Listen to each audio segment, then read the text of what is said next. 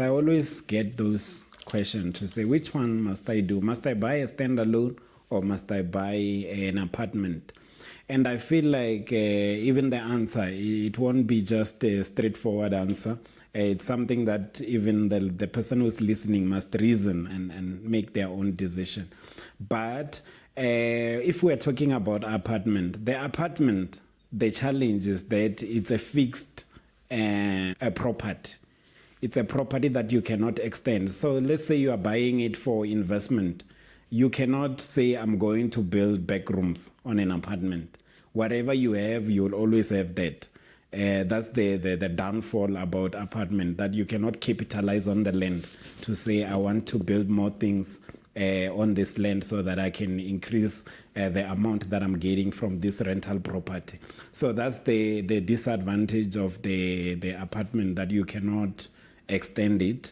And then if we are to look at a standalone, I'll prefer the standalone because I feel like the flexibility of doing what you want to do gives me the freedom to extend it and to also capitalize on the stand.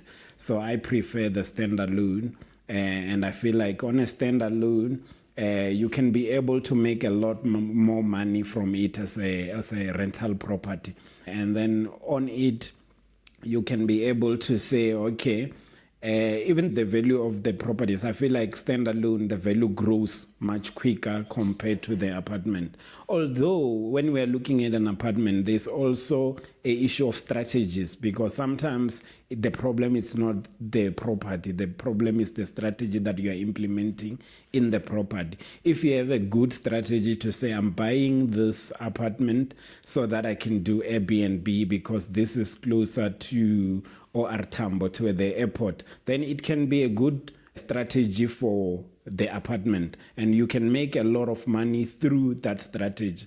But for month-to-month rental, where you are putting a tenant from the first to the last day of the month, you always have challenges with a shortfall where you have an amount that you are paying the bank, but whatever you are getting from the tenant, it's way lesser than what you must pay the bank, and the rates and the levies and all those things. So you end up having a shortfall on an apartment if you are doing month-to-month rental. Whereas in a standalone, it's easy to do different strategies. You can do Airbnb, you can do student accommodation, you can do multi-lets. So you've got more options on a standalone house compared to on an apartment. On an apartment, if you are not closer to activities, you are going to be dealing with a shortfall, which is that challenge of an apartment.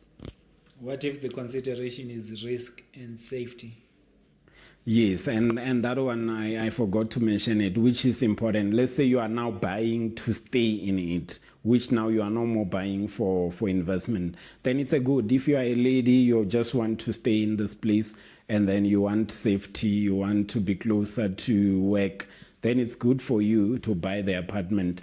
Although when you turn it into business, it becomes a bit challenging. Thank you so much for watching the comparison between apartment and a standalone house. Please don't forget to subscribe, and then let's meet on the next video.